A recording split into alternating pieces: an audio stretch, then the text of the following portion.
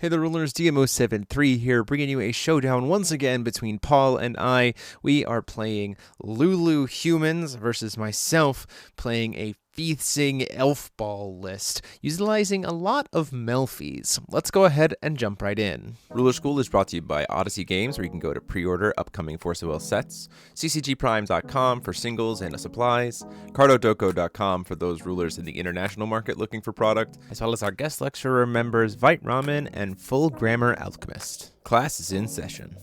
So as we get into it here, just a reminder that Odyssey Games does have pre-orders up for 10 Oaths, the final set of Trinity Cluster. You are not going to want to miss it. There is seemingly some really awesome stuff in this set and support for every ruler in Trinity Cluster. So it's going to be really exciting. So don't forget to get that pre-order in. You can even pick up your product at FoWFest. So we have Paul playing Lulu Humans. There's a lot of ways that you can play Lumia, Lunya. You can play it very Cthulhu heavy, burn heavy, combo heavy, human heavy. We see Paul playing into a kind of more human build. And then Jeremy, I am playing Elf Ball. We have joked on the channel about me dissociating over Elf Ball before, but I'm the one playing it here, and we are going to go first in game one, so we will have Tama lives to show you just exactly how this ball gets rolling. Tama being huge here because it lets me play one void less to play elf spells, and you get your second, essentially whenever your token enters, you get a second token, and it provides a ton of hand consistency because you can tap or pay a green to search for any elf card, which is kind of nuts. So you get to do that twice per turn. So we're just going to do a first turn Callstone Pass.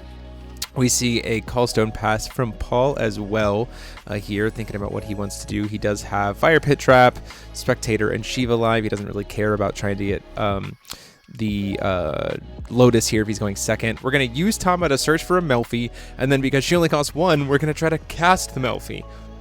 This is kind of some of the insane value.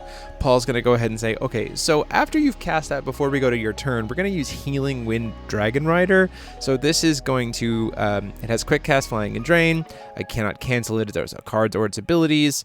It just gets to remove my Melfi from the game, so I can't cast it. But at the end of this following turn, the Melfi is going to come back. Honestly, this is a little bit of an interesting play. It puts some potential pressure on me with being able to swing on the next turn, but the Melfi only cost me one, and it's mostly quick cast. So it's a little bit like, I'm not entirely sure. It did get the body out of the way and kind of did slow me down a little bit, because if I'd gotten to go to my turn, I could use the Melfi before recovery, search for a card, then recover. And so I essentially get two searches off of just one Tama search. So we swing in with Healing Wing. I'm going to take the 6. He'll drain 6. We generate a token.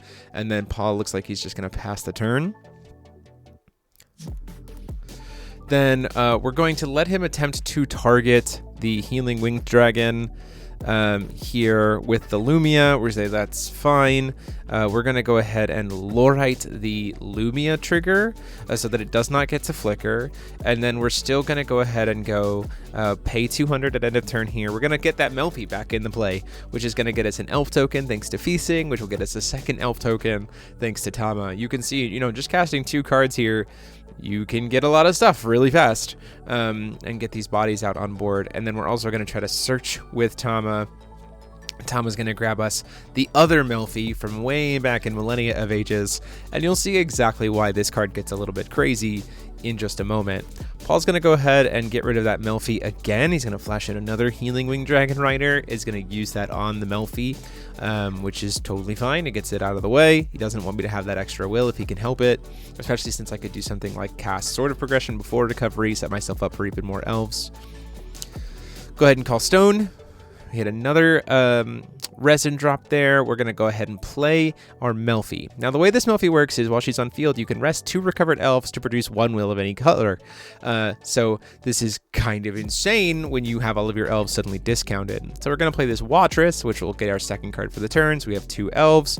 We can use the Wattress plus an elf token to play a Wattress, who then will recover the first Wattress, and then we can kind of go from there. You just like, this was off of 1 will, I would like to point out. So then we can use these 2 Wattresses to produce another green will. And ultimately, I also spend a stone here. I don't need to, or no, I do. I actually don't need to spend a stone. I could have just, because I've already cast 2 cards this turn, Scholar only cost me 1 green at this point in time. So I get to play it, and then it recovers both Watresses. So this is kind of the insanity of Melfi plus Wattress, because Wattress, whenever you get an elf into the field, they recover. So you just kind of get this weird infinite, like pseudo-infinite will situation, which is kind of insane. So the token's going to try to swing into Dragon Rider.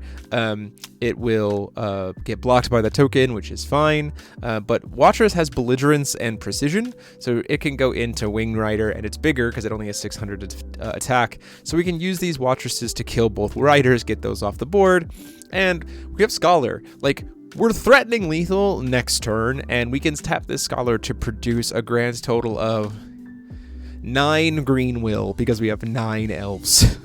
9 Elf J Resonators. So you can just see how we spent 2 will, and we're going into Paul's turn with a lot more, especially since we can again search for Atama with Atama here.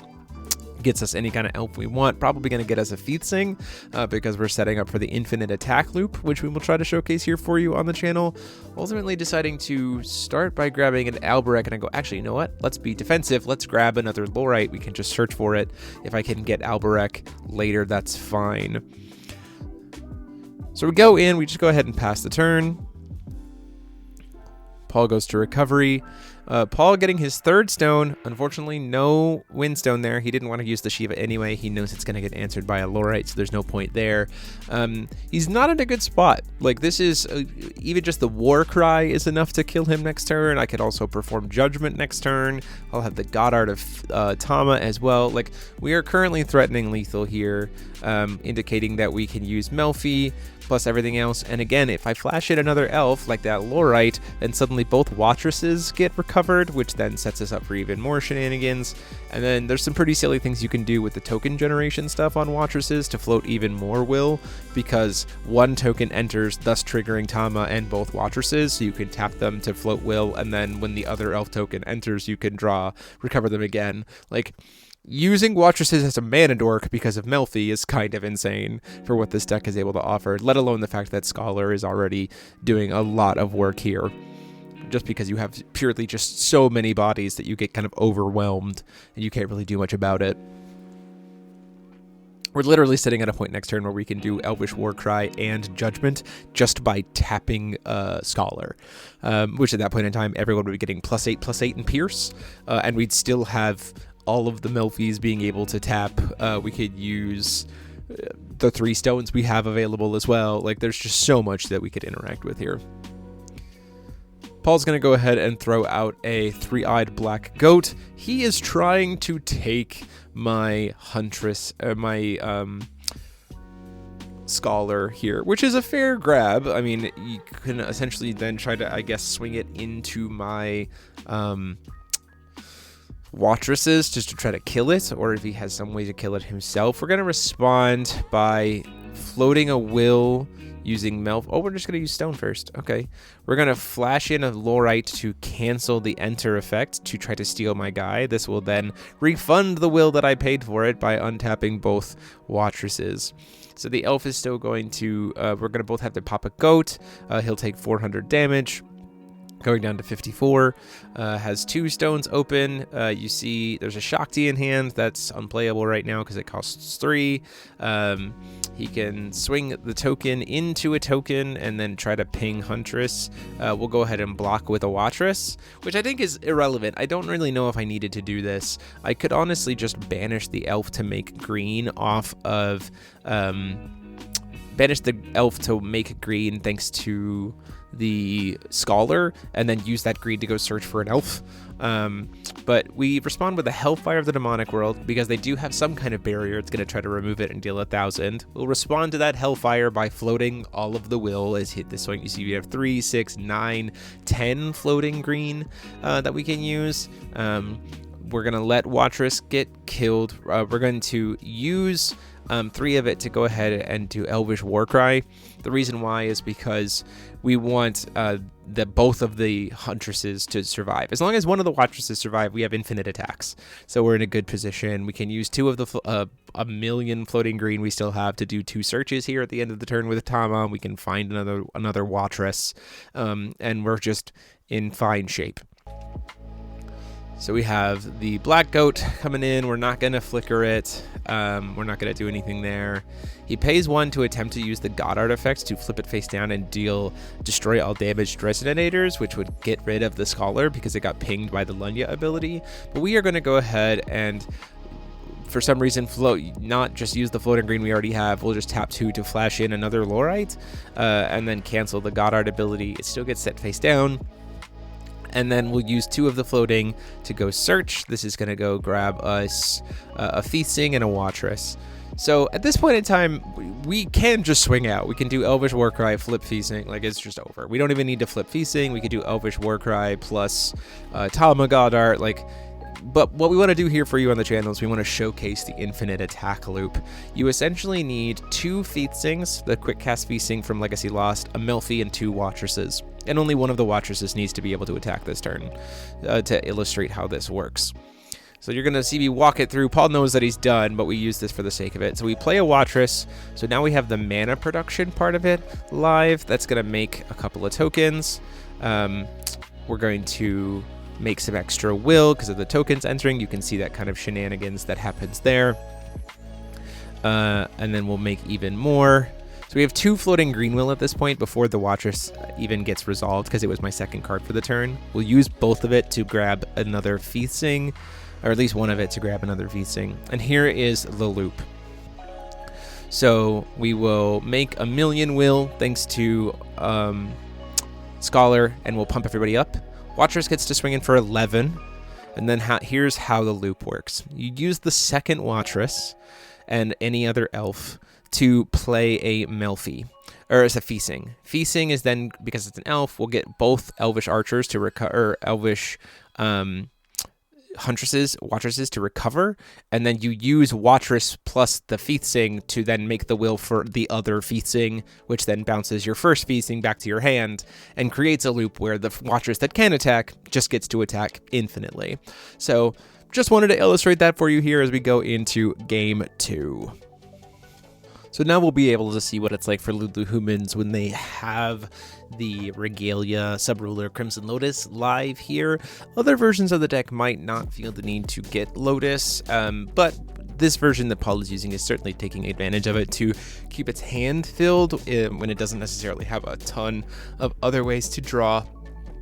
Outside of things like Cecilia or things like that, you do see it has the Shakti in hand, so there is the opportunity for the infinite attacks element for the alt win con with Crimson Frenemies. We are acutely aware of that card, though. We do not want Shakti to get that opportunity, so we are just going to accept take our time and just kind of wait and see what happens. Both of us do a Callstone pass there on our first turns. I certainly don't want to give him anything to be able to swing at, especially if he has a way to suddenly get excess will or anything else like that. We do see Lotus go ahead and set a card face down.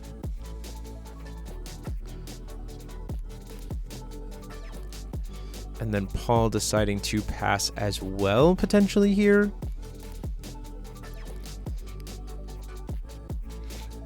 Does have a hand filled with interaction. You see double Lorite, double Farer's Spell. We're going to try to go ahead and cast out the Tama because it still gives us that extra void discount, but ultimately that does get canceled, which is fine. It's kind of incidental to us, and it also pulled a card out of his hand. We're really not trying to go for the infinite attack line this time. We have a lot of ways to be able to produce a lot of will. We have Watchers in hand who can help us dig as well with her ability from hands. We're just trying to take it easy and make Paul do the work to make his Shakti effective. If we can keep that Shakti off the board, or if we can keep it answered, then we're in a good spot. We also have to watch out for the other infinite attacks line that Lumia has, which is that it can use Rayman to flicker itself infinitely. You do see we're going to set cards like this, send them both to bottom, sending the Rayman to the bottom, setting a card face down.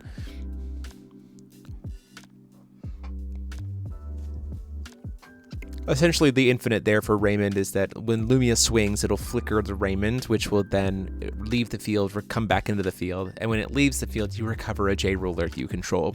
So then the Lumia gets to recover and then can swing and flicker the Rayman and repeat ad infinity with the Lumia getting +2/+2 each time it gets a little bigger.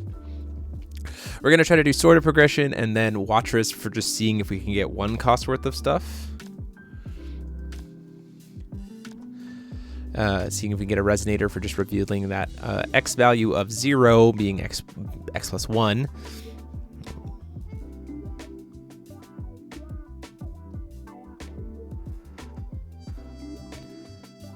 And then we're just going to once again pass the turn. We are not wanting to put any bodies on field. We want Paul to have to produce bodies and then commit to the Shakti so that we can try to answer it. So this is a good example. He used that Lorite to stop the Night Watchers trigger activate ability. So then it's going to kind of come in here and generate the token. So now Shakti has something that it can hit to try to create infinite tokens. So we're aware of that. We've got 3 will open to try to interact. This feels pretty good. We do see the Shakti come down. We try to respond to the Shakti with a girl staring at. Paul has the other fairer spell here to try to stop it. And thankfully, this is why we did the girl staring at first. It does honestly help us a lot. We're going to go ahead and use another wonderful spell from Masterpiece 1, Elvish Archer, to rest the Shakti down and make it a 1/1. With no abilities. So now it can't even attack, and we've cast 2 cards this turn, so we get an elf token to celebrate. It does get to flicker thanks to Lumia, which is fine. It didn't get to attack, and we can set ourselves up for something again. Next turn.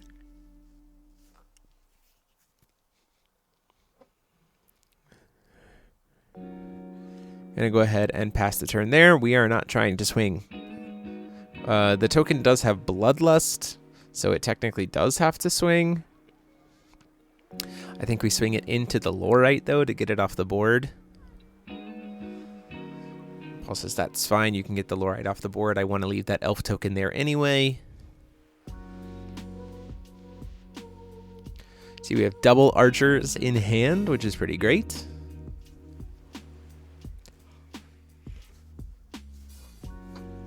We're going to give Paul a little bit of a taste of his own medicine here in response to him attempting to put 2 cards face down. And we say, you know what? Let's do girl staring out on our end, draw a card, set ourselves up for being able to make another elf token and make it so the Shakti can't do anything this turn. Can swing in for 10, that's fine, but we're not going to lose any sleep over it.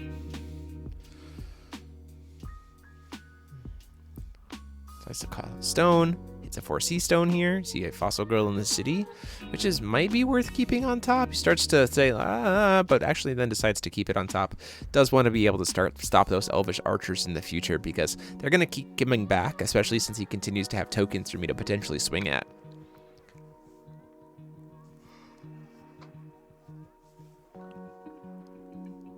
In that last end phase, we have Elvish Archer, who is able to flash in after the Lumia trigger would have targeted to try to make a make something flicker. We do miss that we should make an elf token here because it is our second card for the turn. Watchers is going to reveal the top card of the deck just for, again, an X of 0, so X plus 1, meaning that we get to try to hit something. It is a Zero's Magic Light, so that's going to get shuffled back in.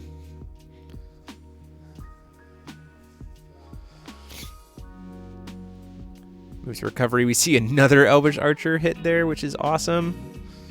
Now we're going to try to kill this Shakti. We are going to try to throw the goat token at it. Because again, the Shakti is currently a 1/1, and if we can get that off the board, then our lives become much easier, especially if we can do it without having to burn any will to do so.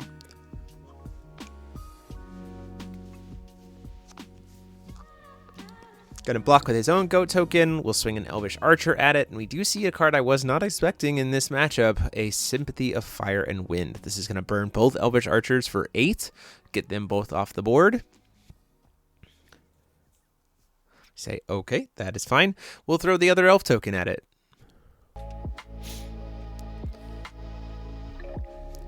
So these will trade, which will bring me back my Elvish Archers, setting myself up for, again, really nice ways to make sure Shakti, if there's another one in hand, is not ever going to be able to do its infinite attack cycle.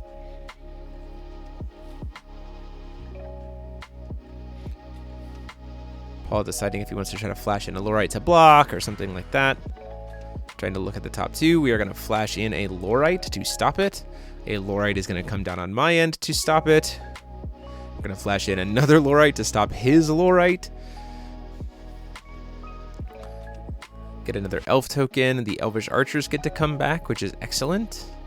And then, because we're here, we're going to try to take advantage of, again, that discount from the first time. We didn't get the Tama out, but we do have a Scholar back out here that can generate 4 will on the following turn, plus sack the token to make a 5th will. So this puts us in a pretty good spot to be able to interact. It's all green, but I do have access to 1 white from the Chrysoberyl Stone, and the deck is primarily mono green anyway.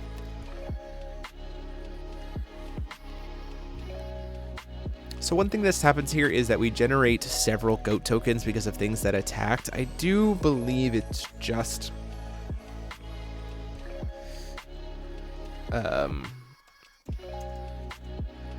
when things that he controls. So we messed this up a little bit. We were generating goat tokens whenever anything attacked, but it is only when he attacks things. So these tokens shouldn't be on field. I also shouldn't have tokens because it was me swinging. So it was a little bit of a mistake for us, but you can learn from it.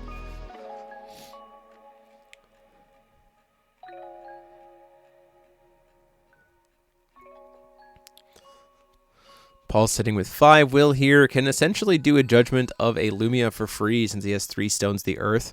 We get a Cecilia cast in here. It's going to essentially try to probably kill one of the goat tokens, I imagine. Does decide to target the elf token. We will banish it to produce 1 will to the Scholar, so we do not let him draw 2, discard 1, which is great for us. Paul's hand is not super stacked. You see it's 2 Crimson Radiance, a Hellfire, a Fossil Girl, and then something else. So it's not the greatest hand. Obviously, the Cecilia would have been great here. Can try to swing in. It's going to generate a token. Lunya's going to get to ping something. We're probably just going to eat the 600 damage here. Get a goat token.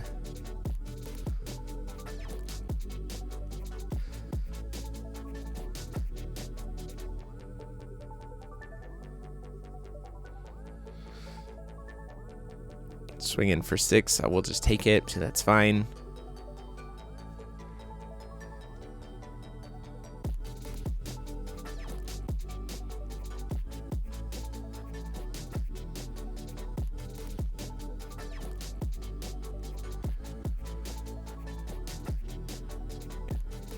And then debating on what to do next.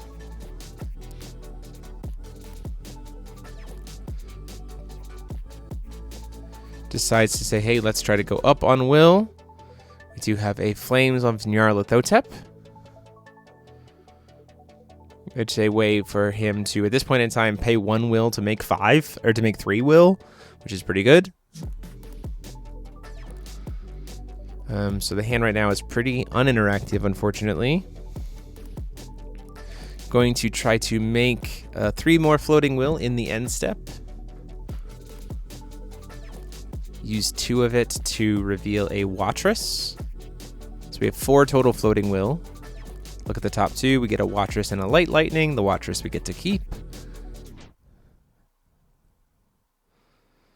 Then we can do it with the Wattress we just saw. We can reveal it. Look at the top 2. We get an Alberek, which is an amazing card when you have Tom alive, because again, it only costs at that point in time 1 green will.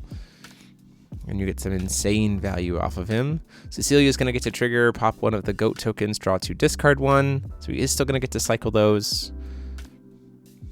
Does see the Rayman there and a girl staring at. Probably going to pitch the goat at this point in time. Could also see him ditch the girl staring at, although that seems like it's good value. Does decide to ditch the goat, as expected. We're going to go ahead and flash in. I don't know what I was doing there with my stones. I'm going to track here on live that I did have to pay 100 for Chrysoberyl to flash in an Elvish Archer to try to rest down the Cecilia. Mainly also to put another elf on the field so that I can try to continue to make the Scholar even better. more things to be able to attack as well.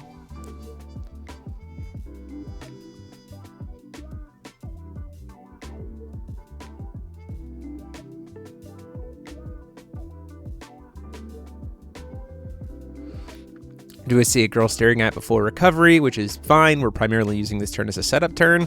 And nicely enough, this does mean that my tokens no longer have Bloodlust. So we do see a resin drop here. So we're going to get to start generating some extra life, which is nice. Although at this point in time, I don't think we have any resonators in graveyard. Maybe a Lorite.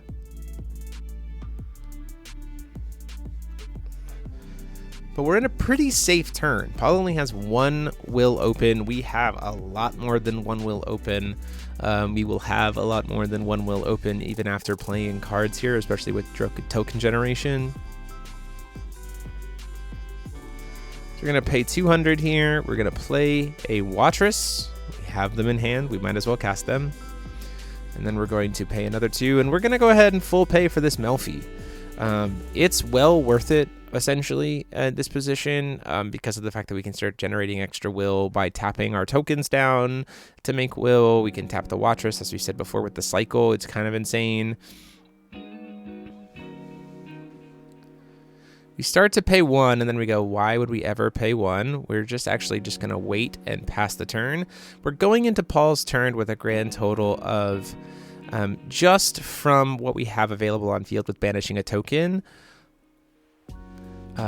7 will from tapping for the Scholar, 2 stones open, and then we can banish the token after we've tapped it to Melfi to produce another green. So that's 10, plus all of the will that we can produce from the Melfi, which can be multiple colors, because it could be will of any attribute. So I can tap the 2 Fiethsings to produce black or white or green or blue or red, which gives you a lot of flexibility with this deck's ability to respond to things. We do see a bunch of will get produced here before recovery. We're going to see the Sympathy of Fire and Wind come back down to help Paul ramp a stone.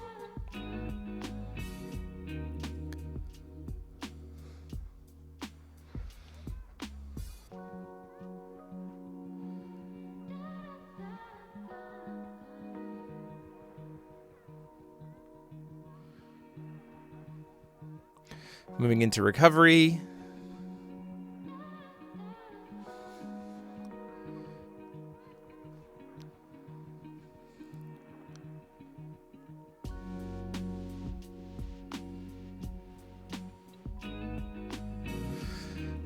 Now, we have a Healing Wind Dragon.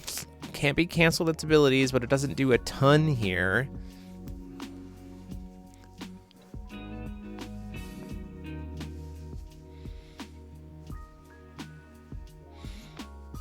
Paul can do a Judgment for Lumia, but it has to be really careful there. The problem right now is that he knows that I have a Wattress, at least one Wattress in hand. He knows I have an Alberic. He knows I have a Hunter's, an Elvish Archer. So he knows 3 of the cards in my hand, but the Wattress can get us more cards, and we can produce so much will that we will be able to dig very, very deeply with Wattress to be able to get something good.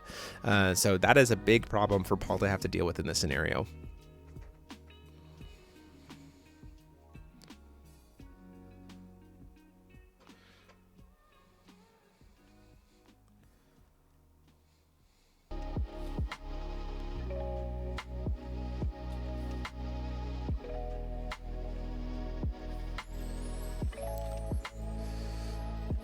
So we really got to figure this out here.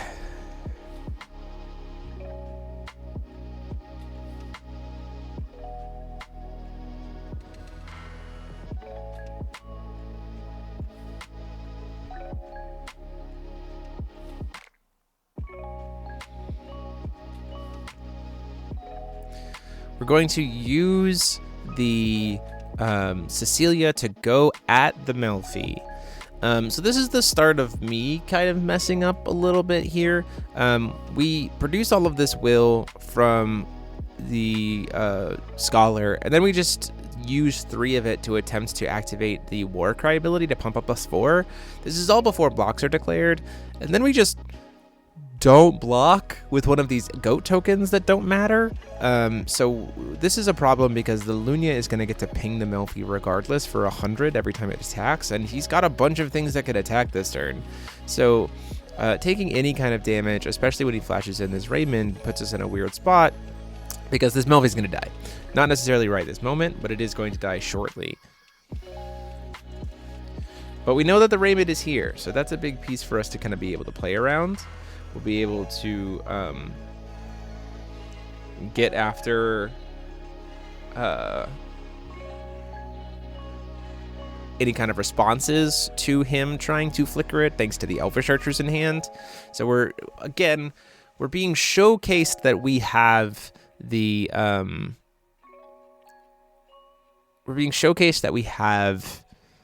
the Rayman Infinite that we have to be careful about, but that helps us really plan around this entire turn, which is great. So Rayman's going to get to come in here. We're going to use this excess will to try to see if we can get a Lorite here. We do see the Fiethsing, which is nice. Can help us recycle a Lorite, which is really good.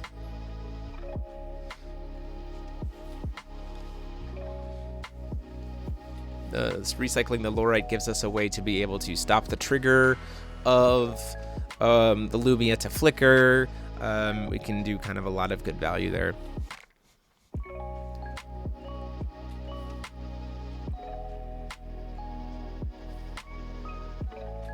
He's going to go ahead and perform Judgment, which will refund him the will because of the Saint of Lotus, and he is going to get rid of the Nyarlathotep, so now this will have Drain and Imperishable.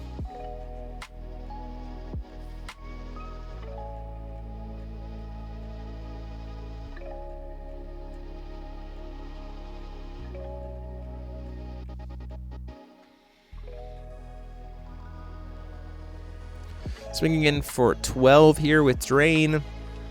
It's going to target the Rayman to try to flicker it. We're going to respond by, thankfully, Melfi is still alive here. We're going to use Wattress and an Elf token to flash in a Elvish Archer. The reason why we're using the Wattress is because now it gets to recover. Paul is going to respond by attempting to stop it from recovering, essentially, by doing Hellfire here.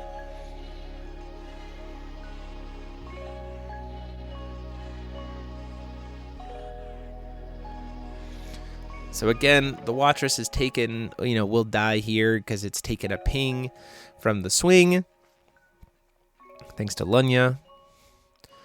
So that'll die, but that's fine. We're okay with this. We mainly need Elvish Archer to tap down the Raymond so that it won't have any abilities, and therefore when Lunya flickers it, it won't have the when this card leaves the field trigger, and as such, it won't get to recover anything, which is great.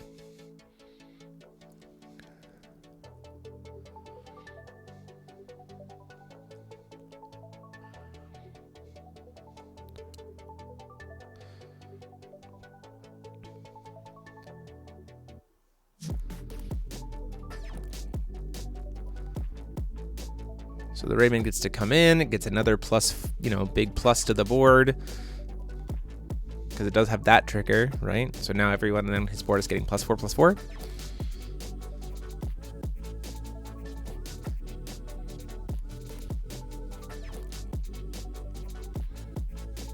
Does have a Lorite in hand, does have a Nyarlathotep here in hand.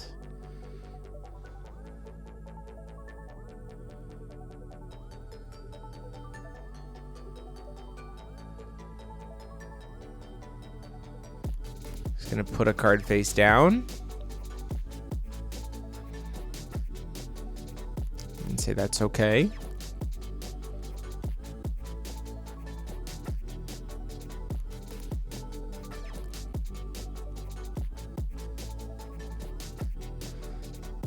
Going down to once here to cast Nyarlathotep, Crimson Radiance. So we had to try to remove the Rayman from the game to try to flicker it. We're saying, when it leaves the field, that'll recover the Lumia. We got to be careful here. So we will use these two Elvish Archers.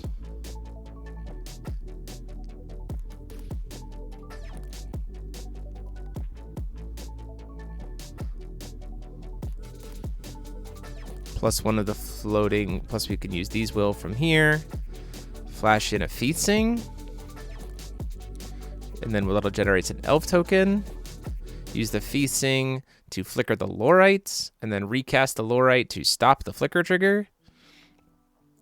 And we do see then he gets to Lorite me back, and unfortunately we don't have any response here, and we do kind of mess up here as well. When that Rayman leaves the field, Paul forgets to trigger his when this card leaves the field ability again, which would technically recover the Lumia, and so he'd be at actually a position to be able to start swinging with it again. So we kind of both messed up there a little bit.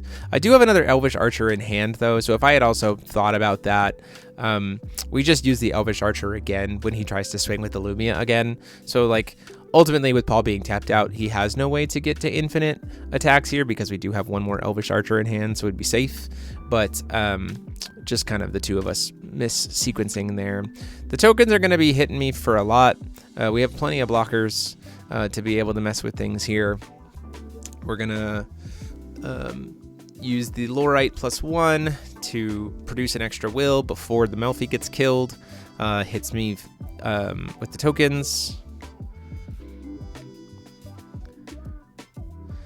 Should be a little bit bigger. I'll be down to 11. But we have plenty of blockers to be able to answer the 2 remaining tokens that can attack, as well as the Lorite. We can flash in another Elvish Archer here. So he's trying to crash into the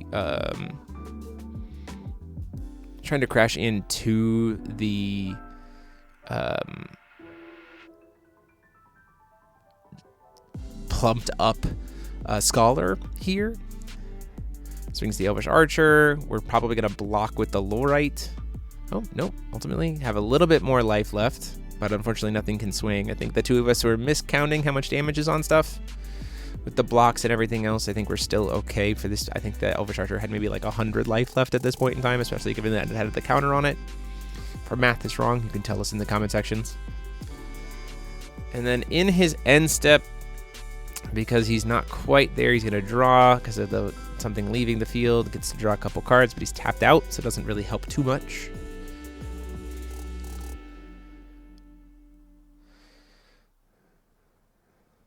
But then at that point in time, we're pretty safe to just be able to flash in an Elvish Archer, take us down to 10. Tap down the Nyarlathotep and remove all of its abilities until the end of the next turn and make it a 1/1, so it's very tiny. And if we can kill the Lumia at this point, if he can kill the Nyarlathotep this next turn, then he just loses the Rayman forever because it won't have the abilities anymore, which is pretty great. We do have the 2 Watresses in hand that we can also recast here and reuse to get some added value.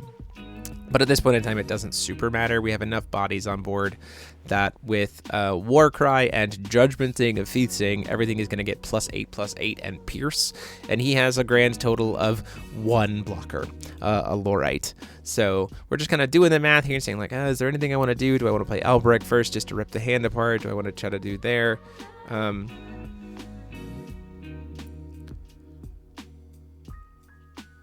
And so we're just going to go ahead and use, because of all the elves we have, we can use, we're going to get Fiethsing out by Judgmenting for 5, and then we're going to use, because it's now an elf, to kind of refund itself, produce all the extra will with Scholar, and then use Warcry, so now everyone's getting +8/+8 and Pierce, and at that point in time, each Elvish Archer is 12, the tokens are 9s, Fiethsing is 14, the Lorites are 9s, and they all have Pierce, so there's nothing Paul can do here. It's just going to be swing out and call it a day. So that is it for this match. Again, you can see that if you play smart and you're kind of playing and building around it, you don't necessarily have to use the Fate Regalia to go first, but this is the match. It can certainly help. Let us know what you guys think, and we'll have the deck profiles up later this week. Until next time, this is DMO73 saying class dismissed.